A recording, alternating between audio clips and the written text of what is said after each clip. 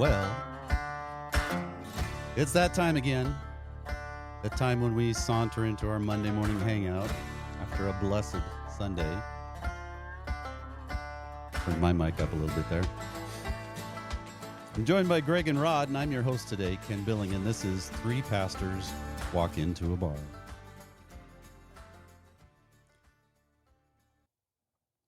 Hey, guys. Hey. Morning. I'm not on. There you go. I can't hear me. Can you hear me? I can hear you. All right. Can you hear you? Yes, I can't hear me. You can't hear you? No, but it's okay. I know I'm here. Let me know when you hear you. I hear me now. I hear me now. We can redo that. We can retake that if you want. No. Sure? Yeah. Okay. I'm good, man. All right. It's all good. He's like Cheech. Yeah. He's just fine. Yeah. Hey, man. What are we doing here anyway, huh? So there you get a sense of just how impromptu and unprofessional we are. Yes. Yes. I like that word. So I hope they check IDs in this place because not everybody is who they seem to be these days. This episode is going to be a little bit different from our usual format. It's going to be more of a kind of a public service announcement. And we haven't done this kind of an episode before, but we believe that it's really just too important to not speak up about. And if you've paid much attention to the news in the IT sector lately, you've no doubt seen some of the headlines that have happened.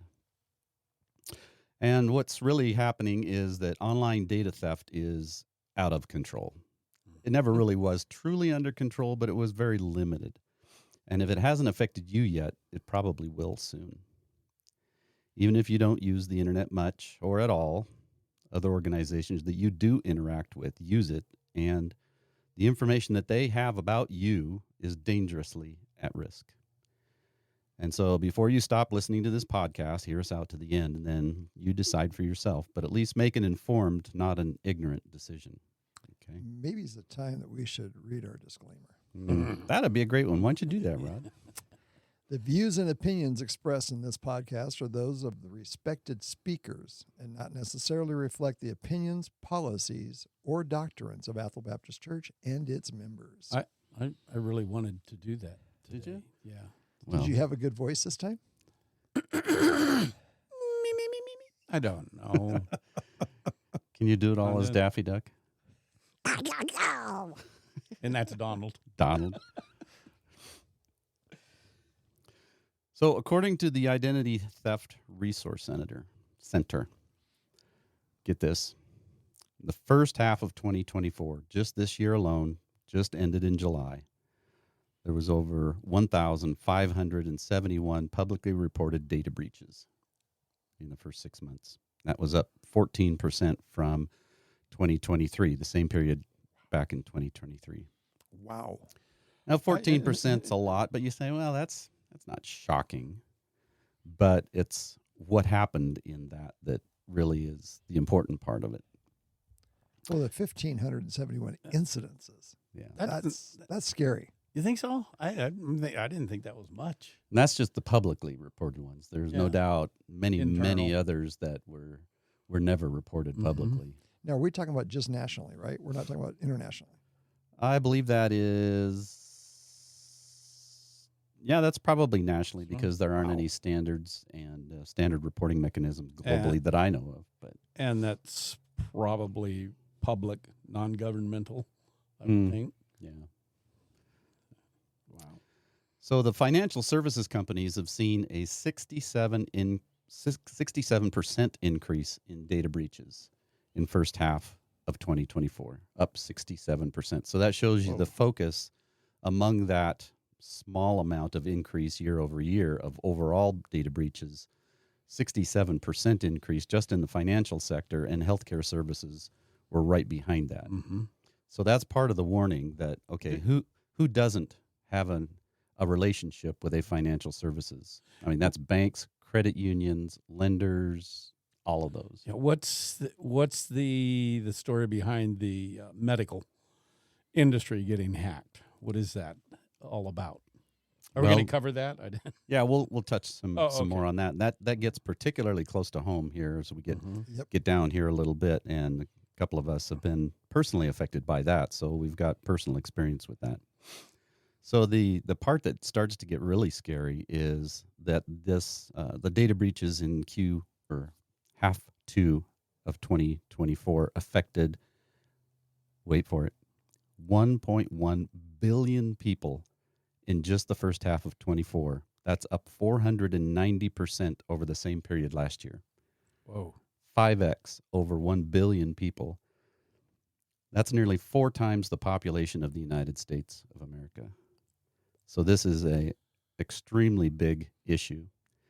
And in just the second quarter of 2024, not Q1, but Q2, it has affected 1 billion people.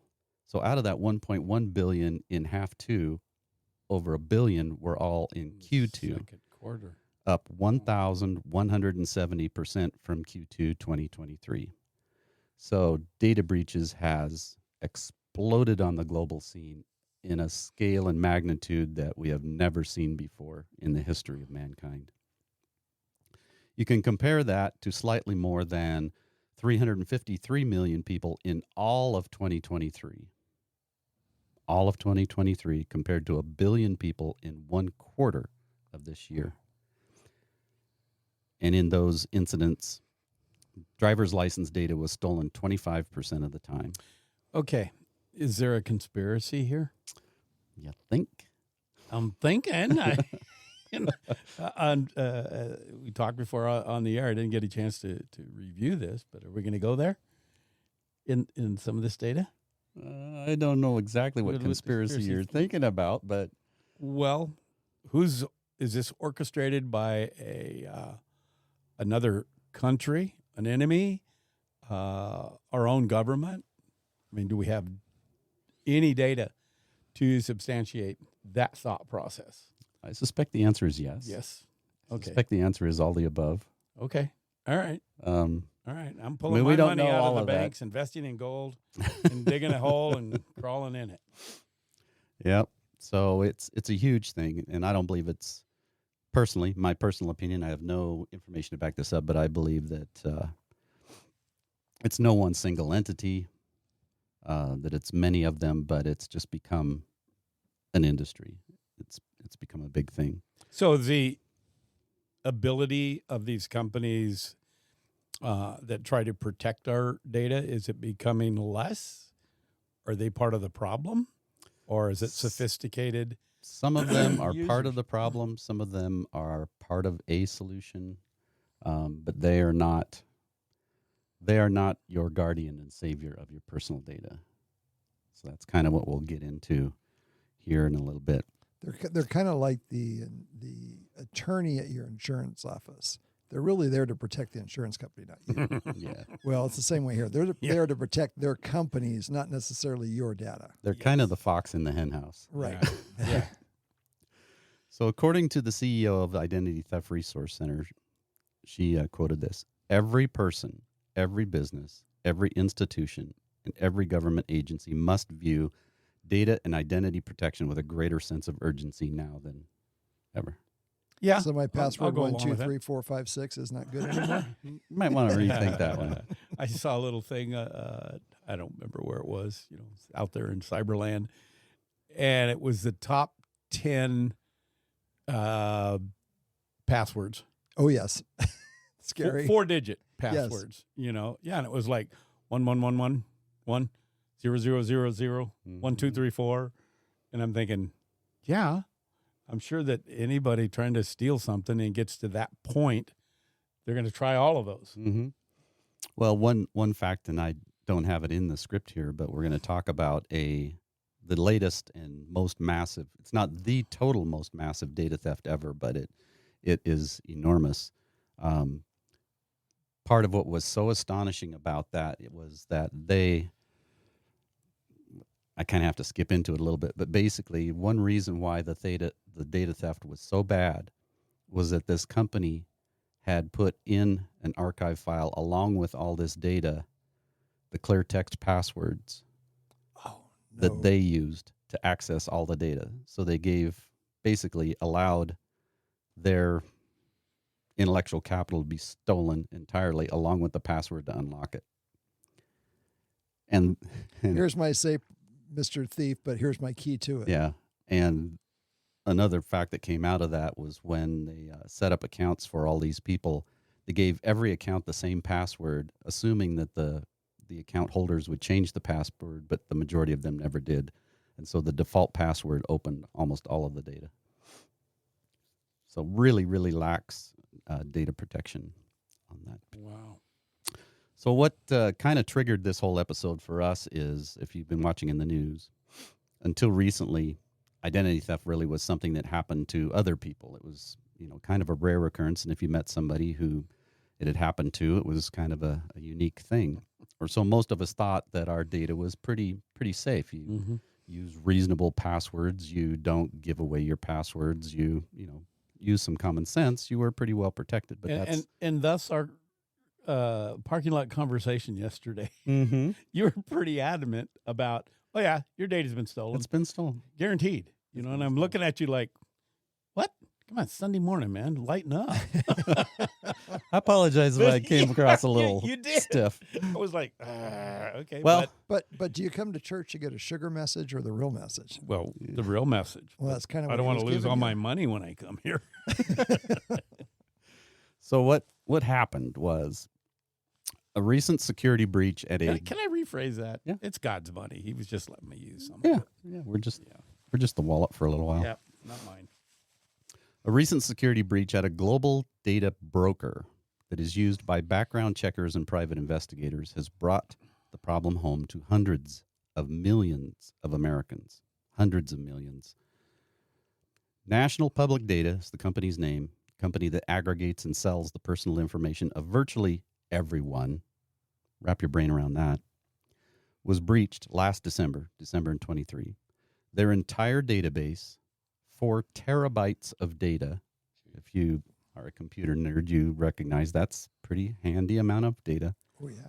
Of 2.7 billion, with a billion records of personal information for 272 million people, including many who are now dead, was stolen.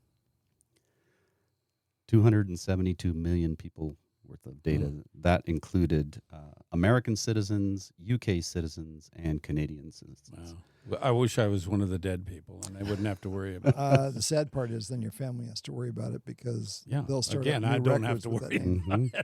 Well, Yeah, hopefully no, not. I'm being a little facetious, Rod. Don't take me too seriously. So that was the tip of the iceberg. And then that data was subsequently leaked by another hacker and distributed on the dark web. But wait, there's more. There's more. It gets worse. So that data was a combination from a variety of legitimate public sources, including birth records, marriage and death records, voting records, professional licenses, state and federal criminal records, and on and on and on and on.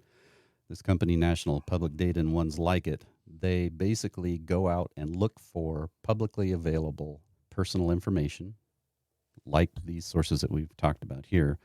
And then what they do is they juice it all down in a big database and match up records. So if you had your name and address was over here at, say, a voting record, and your phone number and something else was over here in a different database, and your social security number was over here in another database, they'll run a database query that matches all of that up and aggregates it all together. They got everything they need. They've got pretty much everything they need. Wait a minute. This is a movie. I think I've seen this movie. You probably have. Yeah. It's kind of been around. The This net is real. this type of data broker, data aggregator. Yeah. If you've been around on the internet for very long at all, you've seen these little clickbait pop-up ads, all this kind of stuff. Find your old high school sweetheart. Mhm. Where's this person today? Yeah. Get a hold of somebody you knew. You freely give them all the information they want. Well, In most they're cases. trying to sell you Yeah. that person's data, and if you've clicked on any of those, you'll find they do have John's name in there. Oh, but if you want to find out his phone number, just subscribe for $9.95 or whatever it is, and we'll give you the rest of the data. And give us your Or credit card number. Find out what your criminal record looks like, and erase your tax debt record, or erase your speeding tickets. All of these things are just tricks and bait to get you to want to get access to some of this data, and there's thousands of these companies out there. Mhm. So this company, its data got out there on the dark web, and we'll talk a little bit about what the dark web is. And it was offered for sale for $3.5 million, this database. Now, security experts have recently confirmed that, astonishingly, and this is what I was talking about, a vendor client of National Public Data also had a copy of the data and unbelievably included the username and password to the database with the data set that was stolen. It was so bad, they had in this archive that was sold the source code to their entire backend, along with the data, along with the passwords and everything, all available right there to be stolen and hacked. And this has become more and more important in the last several years. I've followed a couple of other stories where hackers are so sophisticated now, they don't go through the front door of a company to get access to the company's data. There's usually security measures, and it's too obvious, and they're watching the front door, so to speak. What they're doing is they're targeting developers that work at these companies, and they're looking for cracks in their security procedures that the developers themselves use. Recently, another breach that I read about is they watched individuals because they had this information. They, found the names of people who worked at a particular tech company. You could do this if you're going online looking for job openings. And okay, who does your job application go to? Well, it goes to Ben S, whatever. So a little bit of digging, you can find out who Ben S is. And then they start looking for, okay, what are Ben S's patterns? And it's basically called human engineering. Where's his weaknesses? Where's his weaknesses? And they discovered that, well, Ben has a laptop at this company, and lo and behold, he works from home sometimes. Okay, let's start hacking Ben's home network. Well, this developer, his name wasn't Ben. Anyway, they hacked into his computer while he was at home, violating his own company's security protocols, that he was never supposed to be attached to the company's cloud where all their development tools and source code were. And they hacked through his computer and got access to the company's source code. Because his home wasn't secure. It was not secure. So it didn't have a VPN, was just kind of going through the side door, and they just hacked him that way and got at the company's goods. So it literally is the weakest link then. That's what they're looking for. Am I jumping ahead? I have this question just hit me. This information has obviously more than doubled, tripled, quadrupled since AI came to bear on our internet, on our lives. Do you think that AI is responsible for some of this? I doubt it. I mean, it might be in some. Oh, come on, man! Some That was a great circles. question. It's very mysterious. Don't put me off, dude. No. I don't have any. The- I don't have any information to Yeah. support that, but I'm sure there are companies that are looking at AI as ways to do this in a more efficient way Yeah. and at a larger scale. Well, I think of a guy that's sitting there on his computer going into, who'd you use, Bob S? Going around into his private home computer and getting information from his company. That would be so much easier with some sort of an AI program that would do that for them. Just put in all the algorithms and let her rip. Mm-hmm. And staying with it on a constant. Yeah, because you all know my stance on AI, and so I want to criminalize it and make it look ugly. For sure. Put it on, call it the dark web. if it isn't being used yet, it probably will soon. Yeah. And so, because all of this data has been leaked out, in all probability, multiple criminal organizations probably have possession of that data now. There are several known ones that security investigation have discovered. And not to mention that similar, though smaller data thefts going back years and years and years. So how does this affect you? Okay, so we just kind of set the background. An enormous amount of data has been stolen and sold and distributed around on top of other data that's been going on for decades, really. This isn't a absolutely new problem, but the scale that it's being done at now really makes it effective to everybody. So we're sharing this story with you today because this potentially affects everyone in the United States. I cannot think of a single reason why any one particular person in the United States today can assume that their data is not affected, is not safe, unless they are just too young, a child, or they've been living under a rock somewhere. Living under a rock, don't go to doctors, don't have a driver's license. Have never had a bank account, have never seen a doctor, have never, chances all of that the are normal very slim. things. in All our you culture. 3-year-olds out there, heed our warning. Mhm. Do not do any more than what you've already done. Don't get a job. Don't get a driver's license. Don't get a bank account. Whatever grandma gave you when you were born, cash it in now. And Greg's tax number is, Mhm.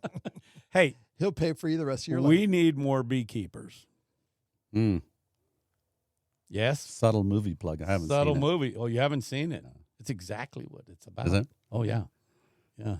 Stealing data. One man's vigilante Yeah. response to Yeah. And it's Jason Statham. So, he wins. he always wins. He always Steven Seagal, et cetera, et cetera, et cetera. yeah.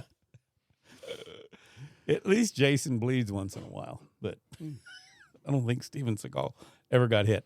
So we're sharing this story with you today because this potentially affects everyone in the United States.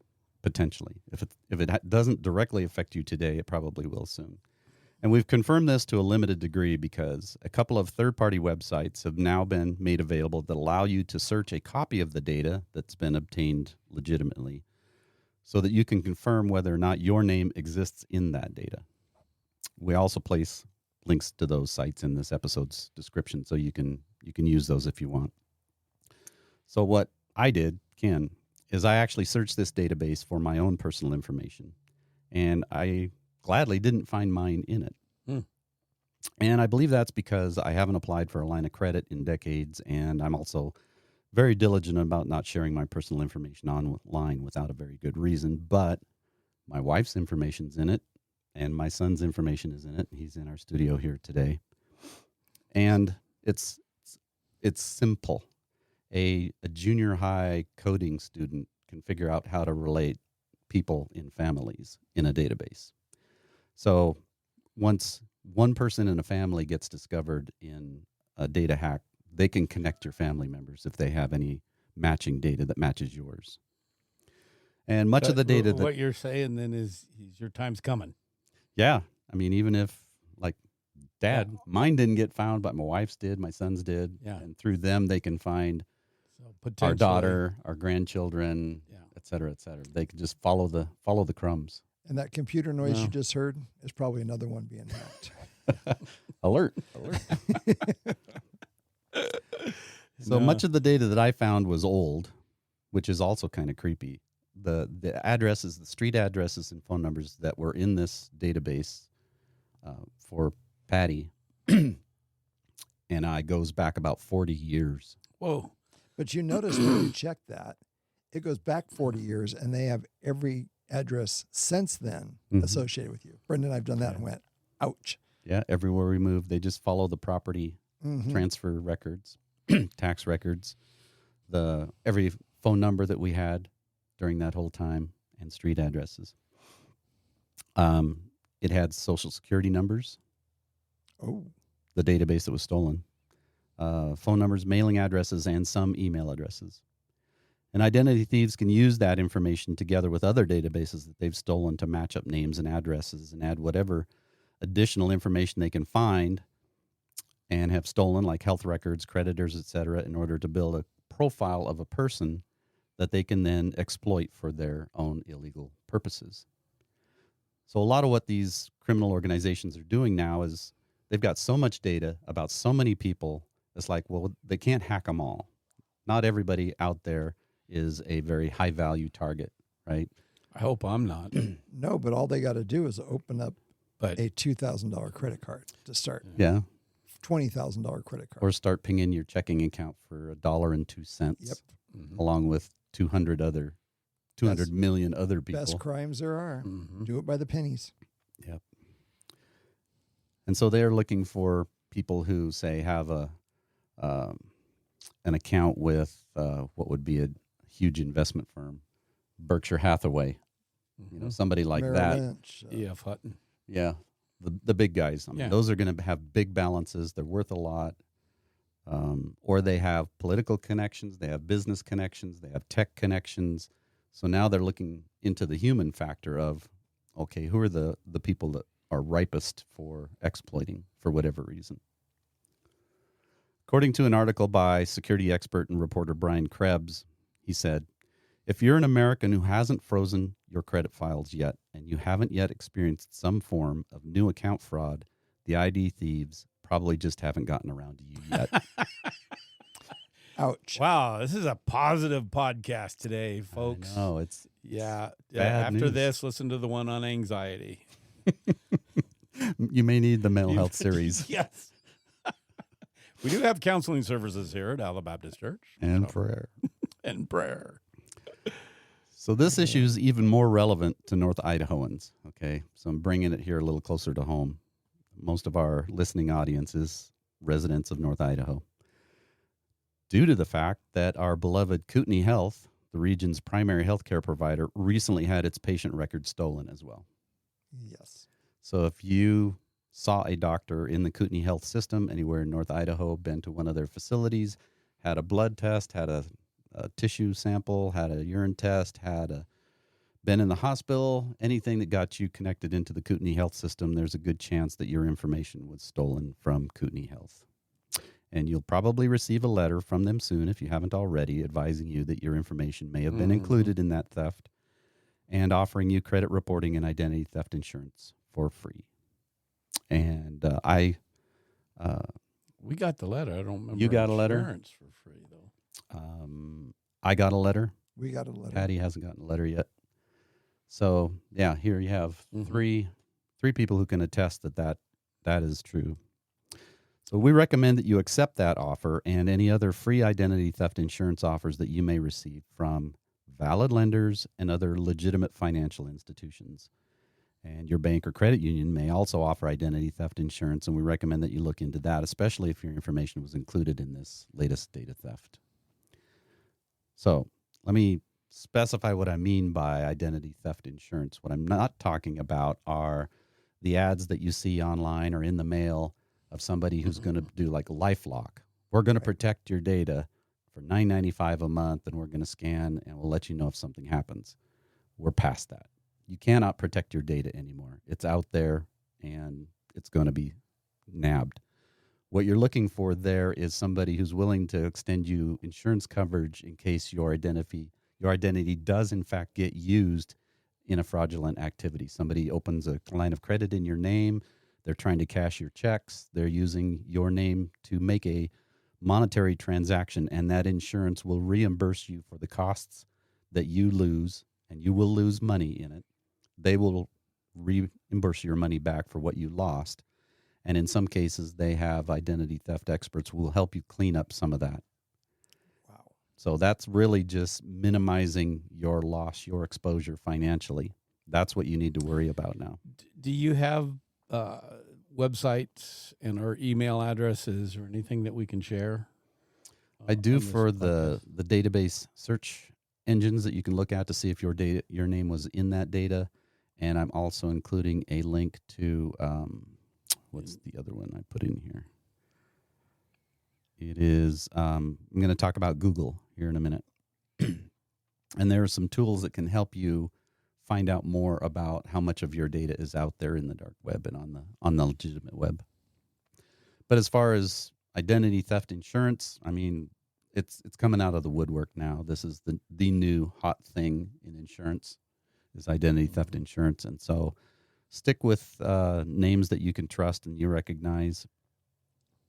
And any free offers that you get through associations you already have with legitimate institutions, they have a vested interest in keeping you as a customer and protecting you. And so they're willing to absorb some of that cost, which is low currently because there's so few claims, right? That's the thing about insurance. It's a balancing game. Right. Premiums versus payouts. They're in there to make money. Yep. All right. So recommend you look at those things. So what else can you do about it? What can you do about this whole problem? Well, at this point in history, everyone, this is my opinion, everyone should assume that their personal identity is now in the hands of criminals.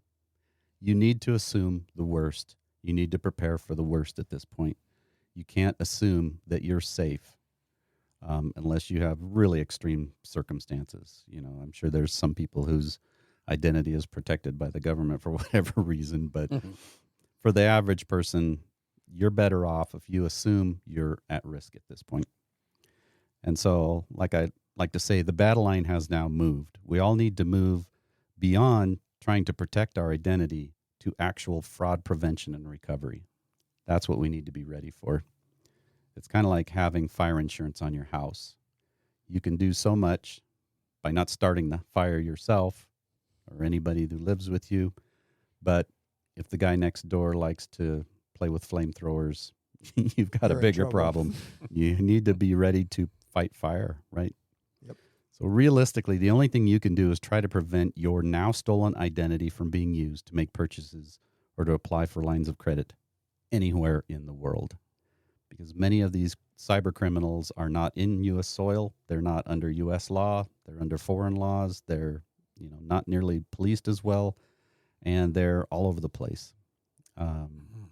Practically every country that has any depth of tech infrastructure is doing this. We've heard about it, being used to influence our elections. It's a mean world out there. Yep. It's evil. Gosh, It is. it's amazing. I didn't know that. I was thinking about this morning, and I was thinking about, how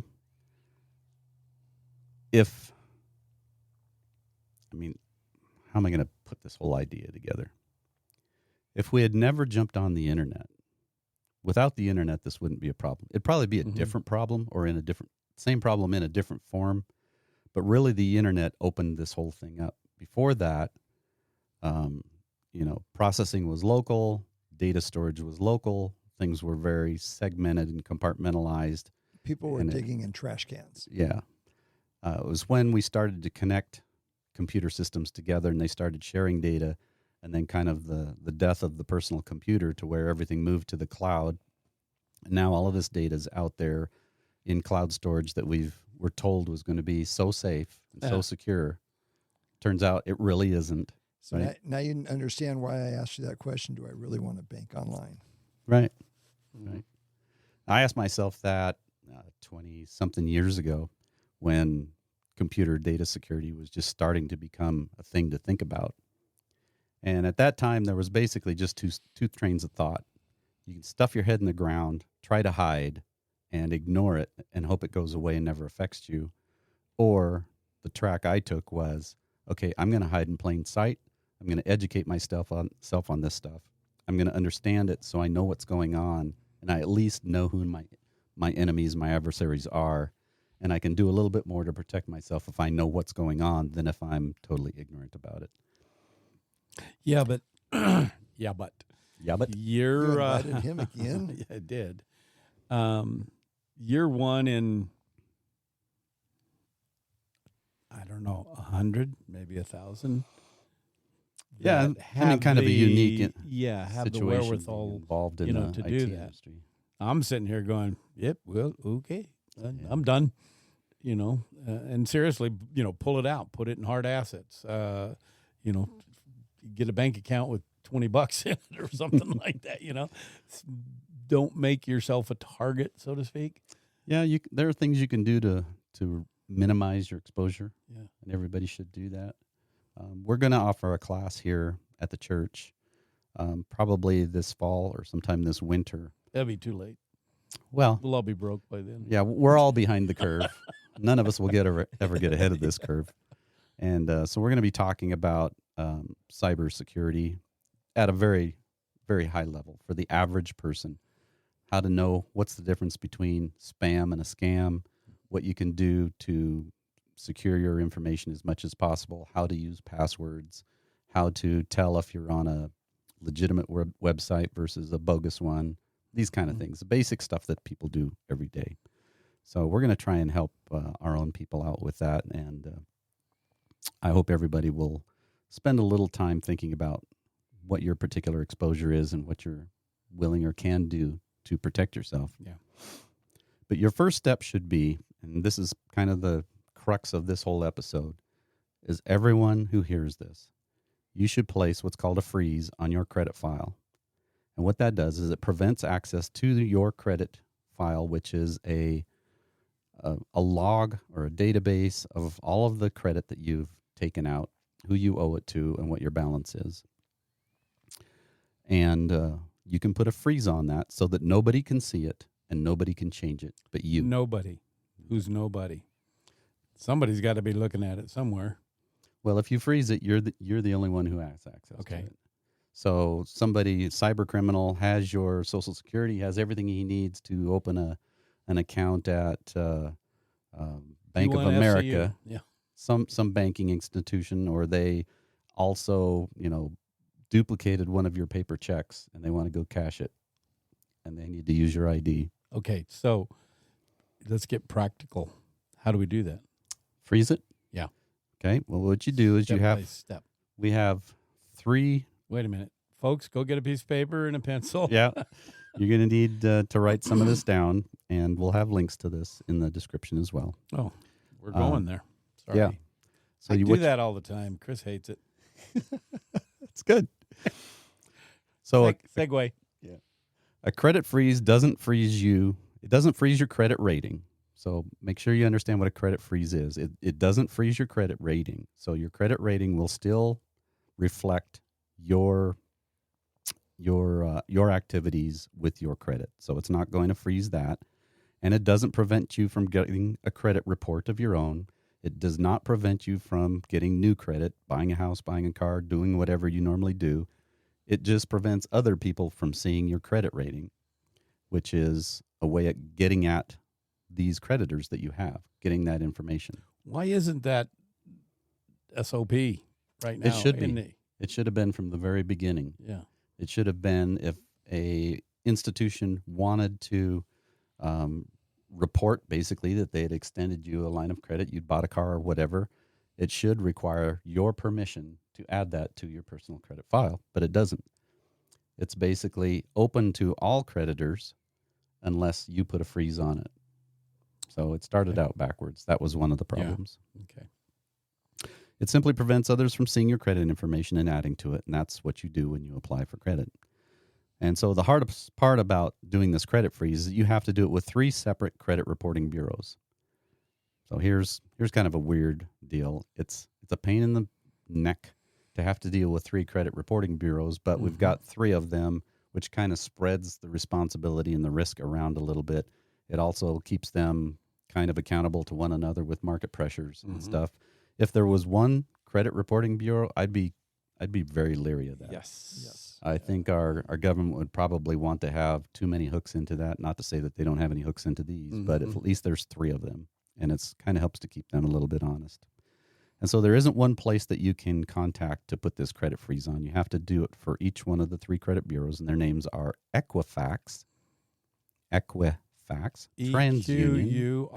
EQUIFAX, TransUnion, just like it sounds, and Experian. Those are the 3 credit bureaus.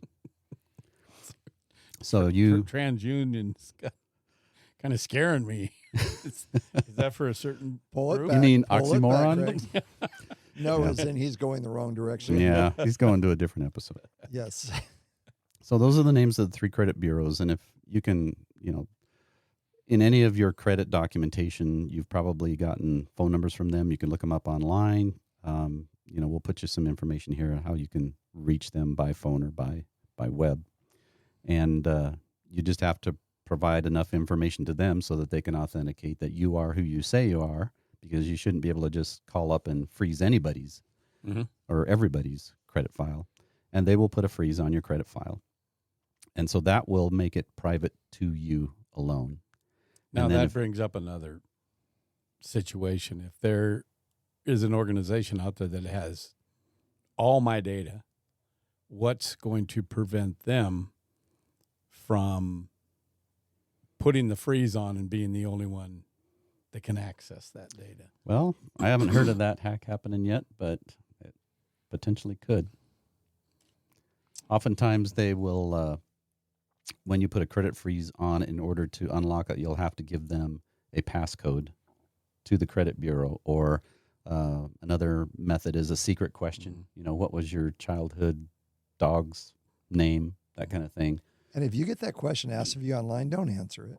Yeah. They're looking for your passwords. Don't give it to them. Yep. Wow. So these credit bureaus, they also, through recent legislation, it didn't used to be this way. It used to be you had to pay them to get a copy of your own credit report. I mean, that's just wrong. It's your information. But now you can get a free copy of your credit report up to every week from each one of the 3 major credit bureaus. I remember the days when if you asked for a credit report more than 3 times a year, it would affect your credit. Yeah. They would think, oh, he's doing something we don't want. So you just contact them. You can do this all online. You can create an account with each one of these credit bureaus and put a freeze in, and then also view your credit report anytime you want to. There's a lot of different things you can do on there. If you're relatively computer savvy, you can do this. You may want to do that. I've done that with all 3 of the credit bureaus with my data, so that I can go on there and I can control what happens and when. Was that a phone call, an email, a text message, a letter? It's a phone call. 2 of them that I know of. Patty's just been in the process of putting the freeze on her credit files with each 3 of them, and 2 of them did it right over the phone. I think it was TransUnion. Basically, they make it so hard to do it offline that you want to do it online. Okay. So when you did it, you could only do your own, not Patty's. Correct. She has to do her own. Yes. Okay. Yeah, everybody's credit file is separate. So while you're doing that, and if you're looking further into this, and like I said, we provide some links, it's important that you do not need to purchase credit monitoring service. This is what you see the ads about. This is what some of the credit bureaus will try to push on you. You'll see this everywhere. And this is basically where somebody wants you to pay them $6.99 a month or $9.99 a month or $12.99 a month or whatever, and they will monitor your credit for you and alert you if there's any problem with it. You're getting zero value out of that you cannot do for yourself. It does not protect your credit any more than what we're talking about here today, and it doesn't help you recover any more than what we've been talking about here today. It may save you the time to do that. And they're probably not going to be as diligent at it as you would be. Yeah. You're basically just you're buying a false sense of peace of mind with that. I mean, it's not going to protect you. It's just, you're going to pay somebody to keep eyes on it for you. If that's something you need, God bless you, go for it. But if you can afford it and you don't care, God bless you, go for it. But for most of us, paying for something that really doesn't add value to our lives is just a waste of resources. It's kind of like paying for a checking account. Yeah. Too many banks offer it free. Mm-hmm. And we also recommend that if your bank or your credit union offers them, that you place alerts on your accounts. Many of the financial institutions, particularly if you do online banking today, will allow you to place alerts on your accounts. So, for example, if a transaction comes into the bank or the credit union above a certain amount, you're notified. or you can be notified of every transaction that you make or anybody else makes on your account. There's a number of different account alerts that you can place. And those are a good thing because you know how you spend your money, where you spend it, when you spend it, how much you spend it, and you're the best person who can identify something strange like traveling to Hungary or, Making a call from something Chicago. strange happening. So that's kind of a good thing to take advantage of, and that's free if you do online banking. So set up alerts so that you don't get caught too late in a fraud event and more damage is done than you're willing to accept. All right, so now we're going to shift from, we've talked about how you can defend yourself as best you can with the tools that we have today, and more is coming out all of the time. And so the next part of this is really talking about how you can actually kind of go on the offensive. And this is the part that kind of excites me because I don't like to be a victim of circumstance and everyone else having control over the circumstances that they're taking advantage of me with, right? I want to be able to go on the offensive and do what I can about it. And fortunately, there are some online tools that can help us clean up some of this mess that are starting to become available. Now, it's no secret that Google tracks a lot of your activity on the web if you use any of Google's services. If you use Google Search, you use YouTube, which is owned by Google, et cetera, et cetera. Google is very pervasive on the web nowadays, and they have services doing all kinds of things. And Google started as a simple search engine. They know how to do search engine well, and they know how to aggregate data. Hang on a second. I've got Google's trying to help me. Go away, Google. Don't need you right now. So they track a lot of your activity on the web if you use any of Google's services. But Google isn't entirely sinister. Everybody thinks Google has become, the sinister one. Not entirely. I need to really shut that off because I'm going to use the name many times right here. One of Google's activity tracking features is called Results About You. If you've ever just gone into a Google search engine and searched for your own name, you've started to see what this is heading towards. You can search for yourself on the web and start to see where your name appears anywhere on the internet. Well, they've kind of refined that down, and it's a feature of your activity tracking in Google, which you have access to, and you can go in and turn off certain features and things that you do on the web that you don't want to be tracked. Not all of it's bad. Some of it's really helpful, like keeping track of, if you use Google Maps, keeping track of places where you've been and addresses that you want to be able to go back to and stuff like that. So after entering some basic, correct information about yourself, Google will search the legitimate web for that information and show you where it was found. And then you can actually request that Google delete that information from its search results so that nobody else can find it. It doesn't remove that information from these other organization servers, but it does prevent it from being found using Google search. So that's one way that you can kind of protect your own identity a little bit. So I did a test of this with my own information this past week, and I put in some contact information that I knew was current and correct, and discovered that it was available in one website named fastpeoplesearch.com. So this is another one of those find your high school roommate, blah, blah, blah, your college buddy, whatever kind of places.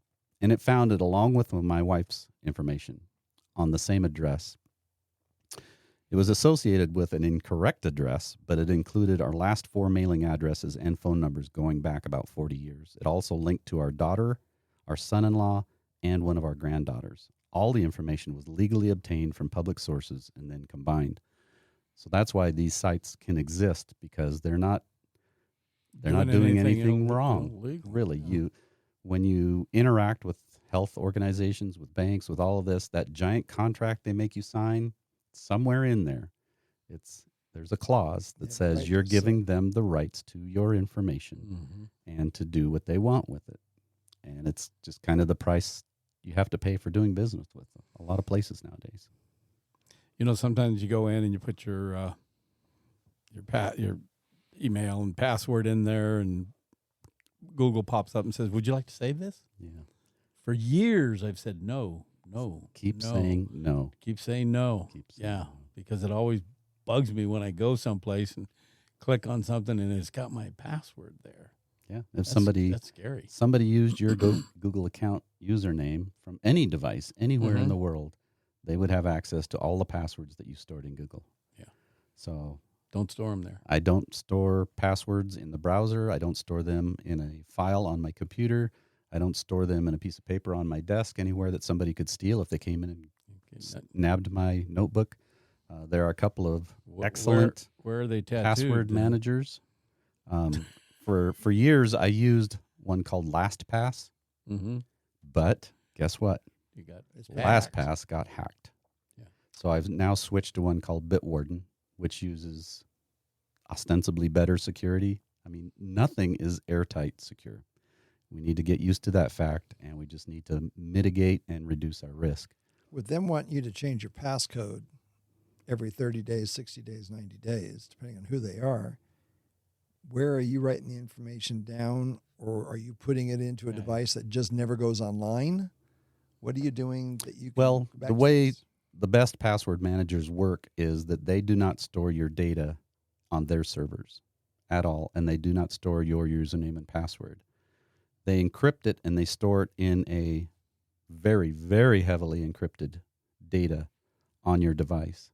And on so your when device. when you open up their app, it reads the data off of your device, decrypts it, and then you have to open it using your passwords. And any of these, you should always use what's called two-factor authentication, which means your password is not the only thing you need. You need to provide another source that identifies who you are. Fingerprint, something. Fingerprint, mother's maiden name. a mobile device, something else, or even the best one is a one-time password, which means at the moment that you request access to your data, it issues a code, and you have to enter that code, and that code's only good for like 60 seconds, 2 minutes, 5 minutes, something like that. Hopefully it's a minute. And it randomly regenerates, so that even if somebody got that one-time code, it's only good for a very, very short period of time. It takes me a minute to go from one page to the next, so hopefully it's a minute. Yeah. So something else that Google is doing is they've announced, but it hasn't yet been rolled out, that they will soon make dark web search results feature available to all Google users. You can use this now if you're a paid Google user. And so basically the dark web, you may have heard this term before, it doesn't just mean that's the bad web. It's that too, but it's other. It's basically an underground area of the web that's only available with special web browsers. And cyber criminals use the dark web for illegal purposes and illegitimate purposes, just like the rest of us use the legitimate web. They communicate, they organize, they sell stuff, they buy stuff.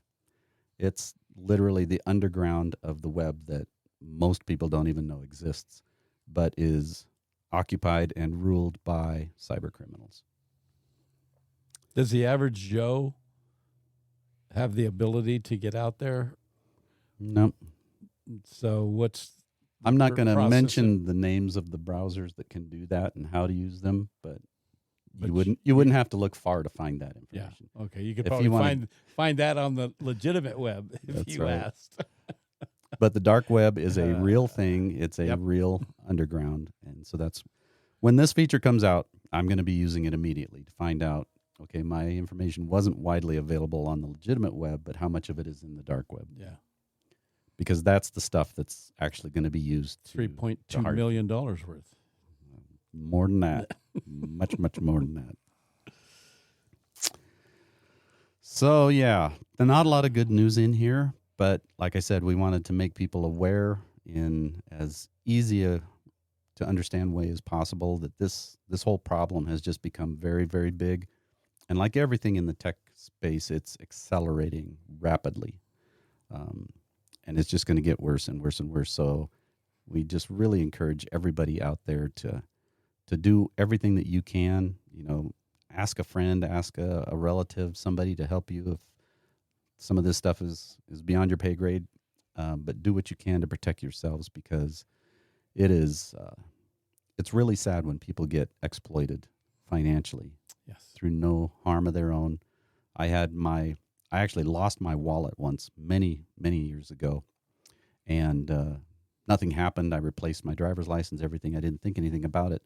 And then I think I was getting a traffic ticket or something, And the officer came back and he said, were you aware that there was an all points bulletin out for you? And I said, no, I did not know that. This is on a pullover. It was, Yeah, yeah. traffic violation. And I said, no, I wasn't aware of that. And he obviously, deduced that I probably was not the culprit in this case, but my driver's license was being used to forge checks across like 3 states or something. Ken, I I'm ashamed know, of you. right?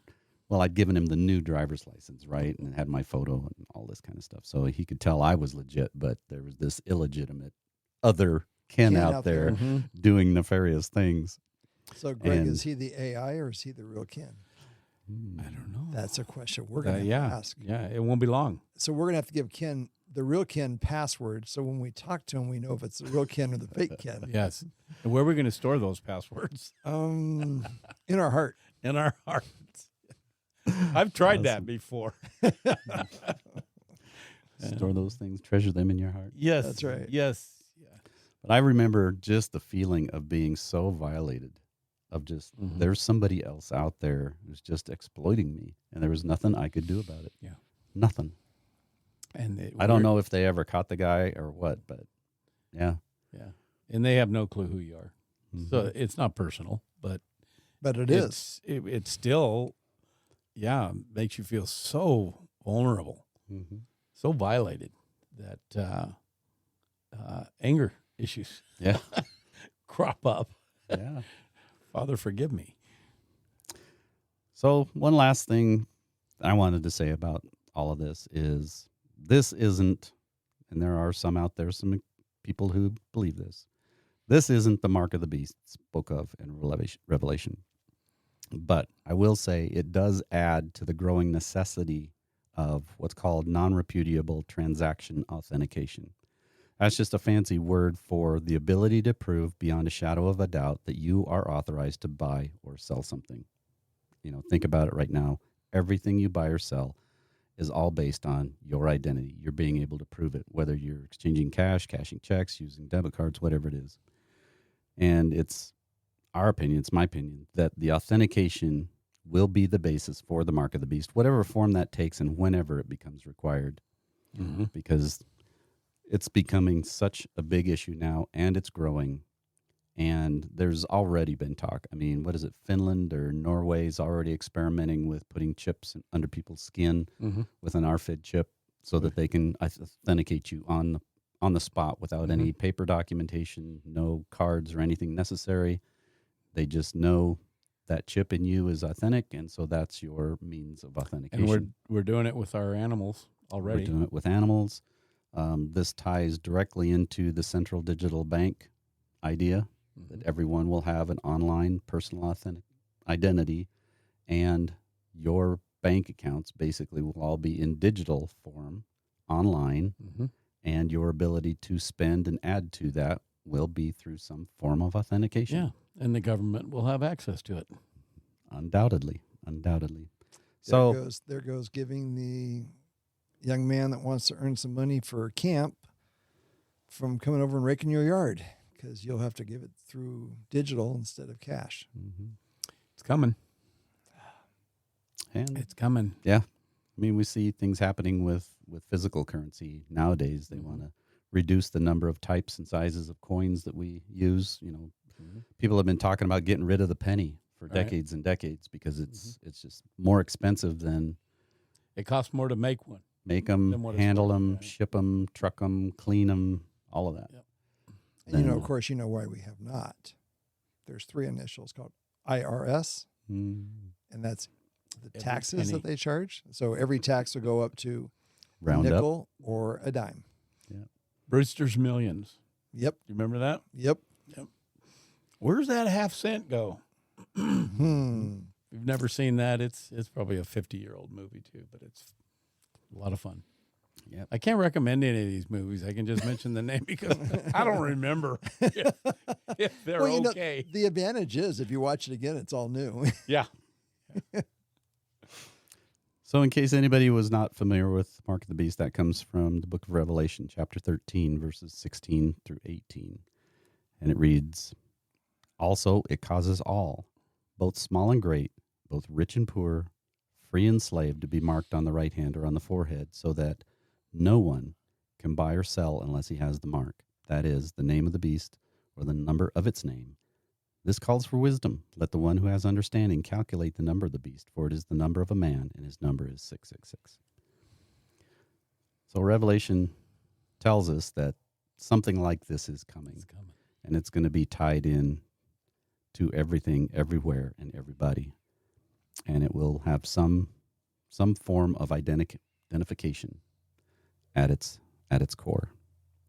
So we're not there yet, but we need to resist as best we can and protect ourselves and educate ourselves, make informed decisions, help one another, spread the news, and be good stewards of what God has entrusted to us. Mm-hmm. And never forget that he provides for his own. And as Pastor Chris always says, doesn't matter what's going on out there. Our job does not change. That is to preach the gospel. Yes. Any last thoughts, guys? You're going to freeze your credit file today? Well, one of the things I can recommend to you, too, and it's something we did on finance here at the church, is went to the bank and spoke about who can see what and how often that can happen. And the one thing that was mentioned to us is it's good to know you guys are searching for this. So if you're out there, don't wait until your monthly or quarterly bank statement comes. If you're online, check that statement, check that amount. The only way you're going to catch a hack or even know that it's happened, if you wait back, is when the bank sends you a notice and you say, I'm disputing these charges. Well, those charges are 30 to 45 days old. Mm-hmm. Get proactive and start searching weekly. We do every week. Susan's going through every charge. So when you guys get that question of where's this invoice, it's because there's a charge there that we can't balance. And so if you're not doing that with your personal finance, I'm not going to say shame on you. I'm just going to say change. Do it now, do it today, and protect yourself, because you won't know until it's way too late. Mm-hmm. And they're moved on to 5 or 10 or 50 other people. But if you're catching it weekly, daily, you have a better chance of doing something with it. Mm-hmm. Yeah, and I'll just reiterate that. I think many of us are lazy with our finances. Investments, we just we allow others to do the day-to-day stuff, and we apparently can no longer afford to do that.